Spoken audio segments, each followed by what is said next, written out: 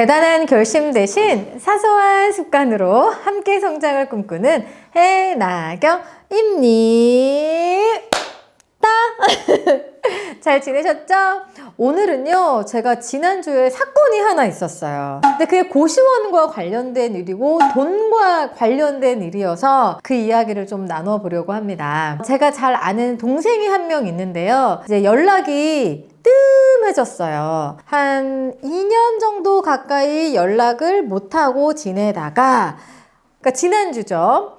문자 한 통이 왔습니다.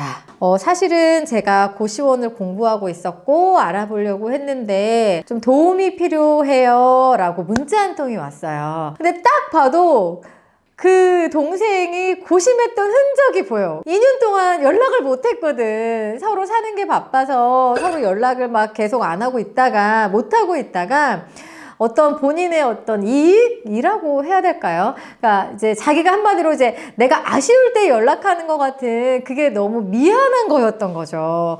나는 괜찮은데.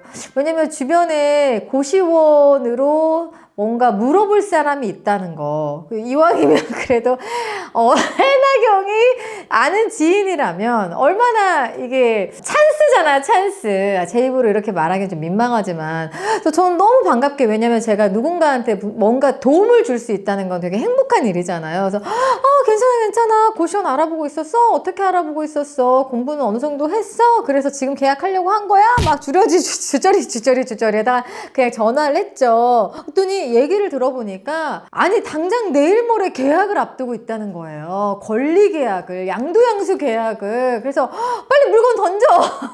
물건 보내. 빨리 브리핑한 거 줘봐봐. 내가 한번 그거 봐줄게 라고 얘기를 했어요. 근데 물건을 봤는데 1인 수요가 많은 동네였고, 그리고 역에서 멀지 않은 역세권이었고, 아무튼 입지는 되게 좋았어요. 입지 좋았고 방 개수나 이런 것도 나쁘지 않았어요. 그래서 순이익 계산을 해보니까 뭐 월세 빼고 고정지출, 변동지출 빼고 보수적으로 한 80%만 입시를 해도 한 450에서 500 나오고, 만시를 채우면 650은 넘게 나오는 집이었는데 방 사이즈가 넓더라고요. 근데 방 사이즈가 넓다는 건 나중에 방값을 올리기 최적의 조건이기 때문에, 그리고 역세권에 입지까지 좋으니까 모르긴 몰라도 뭐 50에서 한 7, 80 정도까지는 더 순이익을 끌어올릴 수 있겠더라고요. 그래서 이거 괜찮은 것 같아, 해도 될 것 같아 라고 얘기를 했어요.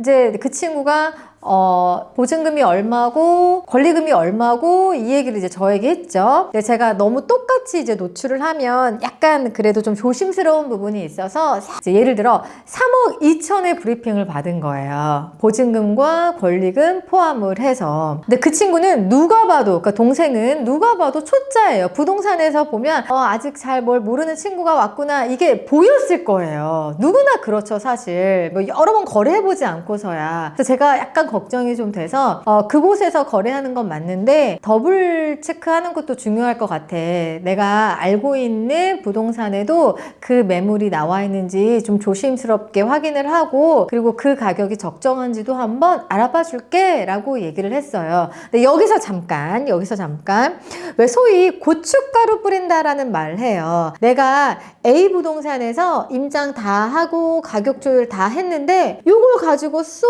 다른 부동산에 가서 여기서 계약을 하면 이거는 A 부동산한테는 매너가 아닌 거죠. 여기서 다 알아보고 다 했는데 여기서 계약을 하게 되면 조금 민망한 상황이 발생할 수 있잖아요. 그래서 저는 예를 들어 고시원 나와 있어요? 얼마예요? 이렇게 안 물어보고 그냥 슬쩍 그쪽 동네에 고시원 뭐 미니룸 하나 하고 싶은 사람이 있는데 혹시 괜찮은 물건 있어요? 이렇게 하고 좀 예매하게 얘기를 해요. 그래서 거기서 이제 브리핑을 해줘서 교집합이 되면 가격 얼마예요? 라고 물어보고, 가격이 동일하다 싶으면 당연히 처음 알아본 곳, 원래 계약했던 곳에서 하라고 저는 말씀을 드려요. 그게 상도니까, 그게 매너니까. 그런데 여기랑 가격 차이가 많이 나. 원래 알아봤던 곳이 훨씬 비싸. 그럼 여기 가서 해야 되나요? 그건 아니라는 거죠. 그 부동산에서 소위 작업을 쳐서 금액을 높게 불렀을 수도 있고, 그리고 내 소중한 돈인데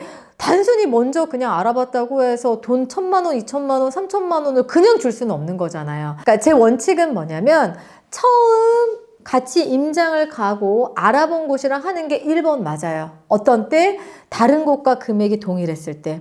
하지만 다른 곳과 금액이 상이하고 이쪽이 너무 높아버리면 당연히 저렴한 쪽에 가서 해야 된다는 거죠. 그래서 제 그 동생이 3억 2천에 받았는데 제가 알고 있는 부동산에 뭐 예를 들어 광진구에서 나온 물건이 있어요 했는데 딱 있다고 하는 거예요. 제가 먼저 그 고시원을 직접적으로 언급을 한 건 아니죠, 여러분. 이해되시죠? 근데 제가 물어봤죠. 이 물건 어디 돌려서 받은 거예요? 아니면 직접 받으신 거예요? 했는데 그 원장님께 직접 받은 물건이래요. 나중에 알고 보니까 이 원장님이 한 2-3곳 부동산에만 이제 얘기를 한 것 같아요. 그리고 막 돌리지는 말고 이 2-3곳에서만 거래를 하려고 했는데 마침 그 한 곳이 제가 알고 있는 곳이었던 거예요. 그래서 제가 거기 그럼 매물 얼마냐고 했는데 3억이라고 얘기를 한 거죠. 2천만 원 차이가 나는 거잖아요. 그럼 우리 어떻게 해요? 당연히 새로 알아본 3억이라고 얘기한 저렴하게 얘기한 곳에 가서 계약을 해야 되겠죠. 그러니까 양쪽에서 알아본 결과 더 2천만 원을 저렴하게 계약을 할 수 있었어요. 그러니까 나중에 알고 보니 이 부동산에서 좀 더 불렀던 거예요. 그리고 이렇게 얘기한 거죠. 3억 1,000까지는 내가 해줄 수 있을 것 같아. 1,000만 원은 깎아줄 수 있을 것 같아. 그러니까 나랑 계약해.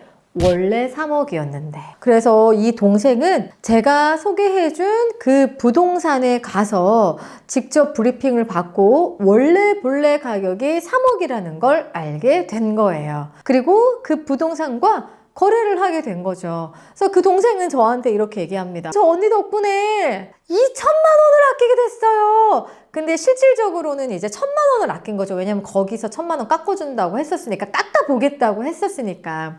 근데 1,000만 원을 어쨌든 큰 돈이잖아요. 깎았는데 계약하러 갈 때 또 말을 예쁘게 잘해서 한 200 정도를 더 깎게 된 거예요. 앉은 자리에서 1,200만 원이라는 돈을 아끼게 된 거죠. 그래서 많이 여러 군데 알아보시는 게 중요해요. 하지만 우리가 지켜야 될 건 기본적인 에티켓은 지켜가면서 상도 지키는 선에서 시장 가격, 나온 가격보다 더 높게 부르는 데는 조심하고 걸러내는 작업에서 제가 이 영상을 준비를 했습니다. 그래서 여러분께 제가 드리고 싶은 말씀은 이 고시원 매물을 볼 때 요즘 매도자 우위 시장인 건 맞아요. 그래서 권리금 깎는 것도 너무너무 힘든 거 알고요. 하지만 그래도 내가 발품 팔 거 팔고 알아볼 거 알아보면서 매물의 진짜 가격이 얼마인지 검증하는 작업이 여러분 필요합니다. 그래서 제 영상을 막 정주행해서 다 보신 분들은 이런 비슷한 내용을 알고 계실 수 있겠지만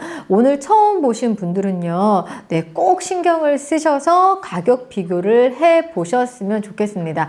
초짜인 티가 나면 부동산에서 그렇게 작업하기가 쉬워요. 그럼 초짜 티가 안 나려면 어떻게 해야 되겠어요? 공부를 많이 해야겠죠. 공부를 많이 하려면 어떻게 해야 되겠어요? 해나경 채널을 다 영상을 좀 보시고 가시면 좋겠죠. 자, 그리고 정말 중요한 얘기는 아무리 강조해도 지나치지 않으니까 한 말씀만 더 드릴게요. 정말 그 중간중간에 먼저 선입금 내라고 부동산 복비 중간 정산하라고 하는 곳들 되게 많아요. 근데 여러분 제발 절대 하지 마세요. 제가 몇 번이나 말씀드리는데도 그때 막 계약하다 보면 정신없고 막 멘탈이 털리고 처음 하는 계약이라 막 분위기에 휩쓸려서 선입금 내는 경우 있거든요. 절대 내지 마세요. 그리고 꼭 한 군데에서 받은 물건, 거기서 단독 물건이다, 우리밖에 없다 하지만 그대로 믿지 마시고요. 근데 오늘은 진짜 제가 이 영상을 준비한 게 제 지인분에게 그냥 앉은 자리에서 한 1,200만 원 정도가 날아갈 수 있는 걸 그거를 좀 지켜준 거에 대해서 제가 너무 뿌듯하고 행복하더라고요. 제가 뭔가를 또 할 줄 알고 도와줄 수 있는 상황이 된다는 게 되게 감사한 일인 것 같아요. 앞으로 고시원 사업에 관심이 있으신 분들은 해나경 채널을 통해서 좀 많은 도움 얻어 가셨으면 좋겠고요. 또 궁금한 거 있으시면 제가 댓글 달아주시면 컨텐츠로 잘 만들어서 또 영상으로 안내해 드리도록 하겠습니다. 더 유익한 내용으로 다시 찾아오겠습니다. 그럼 다음 시간까지 안녕히 계세요. 바이! 구독, 좋아요, 알림도 꼭꼭꼭 부탁드려요.